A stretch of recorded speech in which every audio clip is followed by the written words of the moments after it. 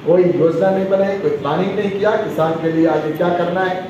ये तो भला अटल बिहारी जी वाजपेयी जी ने कुछ योजनाएं बनाई और उसके बाद में नरेंद्र मोदी जी ने कुछ किसानों के लिए योजनाएं बनाई, और वो योजनाएं अगर फलीभूत हो जाए और नीचे ग्राउंड पर उतर जाए तो मैं दावे के साथ में कहता हूँ कि किसान को कोई गरीब नहीं कह सकता, कोई बच्चा भी नहीं कह सकता किसान को गरीब। गए थे किसान चौपाल, तो कलेक्टर और एसपी और सारे बैठे थे लगभग, तो मैंने उनको कलेक्टर को पूछा, मैंने कहा तुम्हारी सैलरी कितनी है? कलेक्टर साहब ने कहा मेरी सैलरी लगभग 1.25 लाख के आसपास रहती है। मैंने कहा आपके पास 1.25 लाख है, साल के कितने रुपए कमाते हो? तो साल के लगभग मेरी इनकम हो जाती होगी अगर 15 लाख से 17 लाख के आसपास सैलरी। मैंने कहा आप अपने बेटे को क्या चाहते हो? तो मेरे बेटे को मैं नौकरी चाहूंगा। मैंने कहा आप क्यों चाहते हो? कि उसमें ठीक है पैसा मिल जाता है। मैंने कहा पैसा कृषि में ज्यादा मिलेगा तो क्या करोगे? तो कृषि में ज्यादा मिलेगा तो मैं कृषि करवा दूंगा। मैंने कहा चलो ठीक है। द कलर्स 18 उदयपुर न्यूज़ को सब्सक्राइब करें और हमेशा अपडेट रहिए।